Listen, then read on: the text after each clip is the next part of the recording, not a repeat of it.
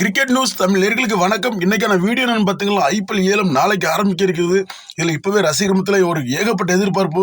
எந்தெந்த டீமுக்கு யார் எடுக்க போறாங்க, நம்ம டீமுக்கு யார் எடுக்க போறாங்க அப்படின்னு சொல்லி பல எதிர்பார்ப்பு. குறிப்பா நம்ம இந்த வீடியோவில் சிஎஸ்கேல இடம்பெற போற ஃபாரின் பிளேயர்ஸ் யாரு, நம்ம சிஎஸ்கே அணி எந்த நாட்டு வீரரை டார்கெட் பண்ண போறாங்க, எப்படி ஒரு பிளானோட தான் கிளம்பியிருக்காங்க, அந்த வீரர்கள் யாரு, அதை பத்தி வீடியோ தெளிவாக பார்க்க போறோம். வாங்க வீடியோக்குள்ள போகலாம். அதுக்கு முன்னாடி ஒரு லைக்கை தட்டி விட்டுருங்க. இது வரைக்கும் இல்லாத அளவுக்கு இந்த ஆட்டி நடக்கிற ஆக்ஷன் ஒரு பிரம்மாண்டமா நடக்கிறது. பல மாற்று செய்யப்பட்டிருக்கு. குறிப்பா ரசிகர்கள் முன்னாடி இந்த ஏலம் நடைபெறுது. இந்த மினி ஆக்ஷன்ல ஏகப்பட்ட நட்சத்திர வீரர்கள் வந்திருக்காங்க.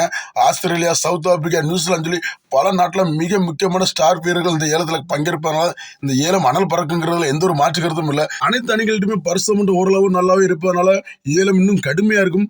குறிப்பா நம்ம காவியாக்கா பூந்தடிப்பாங்க, எந்த ஒரு மாற்று கருத்தும் இல்லை. அதுவே நம்ம மொட்டை இருக்காங்க. நம்ம பங்காளி மும்பை இந்தியன்ஸ் இந்தியன் காசு நிறைய இருக்கு.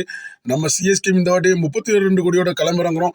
அதனால ஒரு பலத்த போட்டி இருக்கு. இந்த போட்டிக்கு மத்தியில் சிஎஸ்கே எந்த நாட்டு வீரர்கள் எடுப்பாங்க, எந்தெந்த வீரர் எடுப்பாங்கன்னு மிகுந்த எதிர்பார்ப்பா இருக்கு.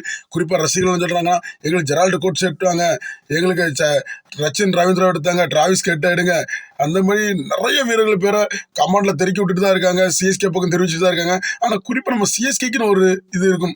அதாவது எல்லாரும் எதிர்பார்க்கறத நம்ம சிஎஸ்கே செய்ய மாட்டாங்க. யாருமே எதிர்பார்க்காதத ஒரு வித்தியாசமான ஒரு மூவ் நம்ம சிஎஸ்கே மூவா இருக்கும்.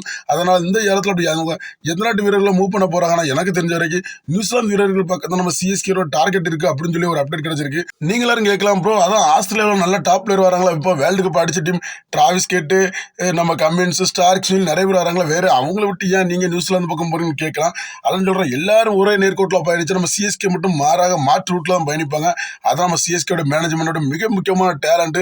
யாரும் எதிர்பார்க்காத நேரத்தில் டக்குன்னு கொக்கி போட்டு தூக்குறது நம்ம சிஎஸ்கேட டேலண்ட். ஏன்னா நம்ம சிஎஸ்கே வந்து மிக முக்கியமான அனுபவத்தை தான் கை கொடுப்பாங்க. நம்ம நீங்க 7 அடிக்கிற டேபிள பார்ப்பீங்க, எல்லாரும் யங் மேன் இருப்பாங்க. ஆனா நம்ம சிஎஸ்கே டேபிள மட்டும் நம்ம தாத்தா மாதிரி பல அனுபவம் வாய்ந்த வீரர்களை வச்சு தான் நம்ம இளம் இன்னைக்கு வரைக்கும் நடத்தி கொண்டிருக்கோம். இப்போ மொயின் அலிக்கு பேக்கப்பா டிராவிஸ் கெட்டை எடுக்கலாம். டிராவிஸ் கெட் ஒரு நல்ல வீரர், எந்த ஒரு மாற்று கருத்தும் இல்லை. ஆனால் சிஎஸ்கே வந்து இந்த வாட்டி ஒரு பாஸ்ட் ஆல்ரவுண்டர், ஒரு பாஸ்ட் பவுலர் தேவை அப்படிங்கிற ஒரு முடிவோட தான் களத்தில் இறங்குறதா தகவல் கிடைச்சிருக்கு. அதனால டிராவிஸ் கெட்டை பார்ப்பாங்க. ஒரு வேளை ஒரு 10 கோடிக்குள்ள ஒரு 7-8 கோடியில் கிடைச்சா டிராவிஸ் கெட்டை ட்ரை பண்ணுவாங்க. ஆனால் 10 கோடிக்கு மேலே போச்சுன்னா டிராவிஸ் கெட்டை நம்ம சிஎஸ்கே எட்டி கூட பார்க்க மாட்டாங்க. அதுதான் சிஎஸ்கேவோட நிதர்சனமான உண்மை. ஏன்னா நம்ம வந்து அதிகமாக ஃபாரின் பிளேயர்ஸ்க்கு காசை கட்டி கொடுக்க மாட்டோம்.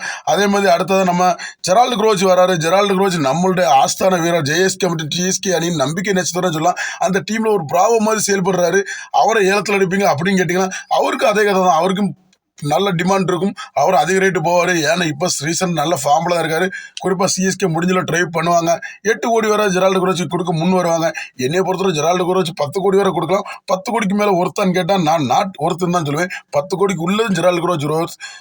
எனக்கு தெரிஞ்ச வரைக்கும் நம்மளுக்கு கிடைச்ச தகவல் படி சிஎஸ்கே இந்த ஏலத்தில் டார்கெட் பண்ணுறது 100% இந்த டேரி மிட்சல் தான் டார்கெட் பண்ணுறாங்க. ஏன்னா டேரி மிட்சல் இப்போ சிஎஸ்கேக்கு தேவை அப்படின்னு சொல்லி சிஎஸ்கே நிர்வாகம் முடிவு பண்ணியிருக்காங்க.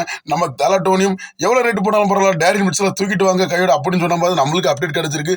அதனால சிஎஸ்கே டேரி மிட்சல் தான் டார்கெட் பண்ணுறாங்க. நீங்கள் வேணால் பொறுத்து பார்க்க இப்போ நீங்கள் நிறைய பேர் கேட்கலாம், ஏன் ப்ரோ இப்படி உருட்டுறீங்க, இது உருட்டு இல்லை, நீங்கள் வேணால் நாளைக்கு நடக்கிற இடத்துல பொறுத்து பாருங்க. டேரி மிட்சலுக்கு பிட் பண்ண நம்ம சிஎஸ்கே முயற்சி பண்ணுவாங்க. குறிப்பாக 15 17 கோடி வரை கொடுக்க முன் வருவாங்க. ஏன்னா டேரி மிட்சலோட தேவை இப்போ சிஎஸ்கே தேவைங்கிற ஒரு முக்கியமான நிர்வாகத்தில் இருக்காங்க. நம்ம பென் ஸ்டோக்ஸுக்கு 100% மாற்றா இந்த வீரர் தான் நம்ம சிஎஸ்கே மேனேஜ்மெண்ட் செலக்ஷன் பண்ணியிருக்காங்க. 17 கோடி வரை இவர் கொடுக்க முன் வருவாங்க. கட்டாயம் டேரி மிட்சல் நம்ம சிஎஸ்கே எதிர்பார்க்கலாம். ஃபாஸ்ட் பவுலரை பொறுத்தவரை ஒரு ஸ்டார்க் நல்ல ஆப்ஷன் தான். ஆனால் என்னைய பொறுத்தவரை ஐபிஎல்ல பார்த்தீங்கன்னா அவருக்கு வந்து அந்தளவுக்கு ஒரு பெர்ஃபார்மன்ஸ் இல்லை. இருந்தாலும் ட்ரை பண்ணி பார்க்கலாம். ஒரு 5-6 கோடிக்குள்ளே நம்ம ஸ்டார் கிடைச்சா ஒருத்து தான். ஆனால் ஸ்டார்க்கு, கமின்ஸு, ஹர்ஷல் பட்டேல் இப்படி சொல்லி பல நட்சத்திர ஃபாஸ்ட் பவுலர் வரனால நம்ம சிஎஸ்கே வந்து குறிப்பாக ஸ்டாருக்கு போக மாட்டாங்க. அதுமாதிரி கமின்ஸும் ட்ரை பண்ண மாட்டாங்க.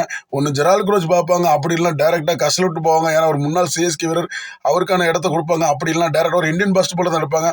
ஆனால் டேரி மிட்சல் 100% சிஎஸ்கேக்கு தான் என்னோட கணக்கு. ஃப்ரெண்ட்ஸ், இதை பற்றி உங்களுக்கு கருத்துக்களை மறக்காம இந்த கமெண்ட் பாக்ஸில் தெரியப்படுத்துங்க. இந்த வீடியோ பிடிச்சா லைக் பண்ணுங்க, ஷேர் பண்ணுங்க. மற்ற ஒரு புத்தகம் அப்டேட் சந்திக்கிற நண்பர்களே, நன்றி, வணக்கம்.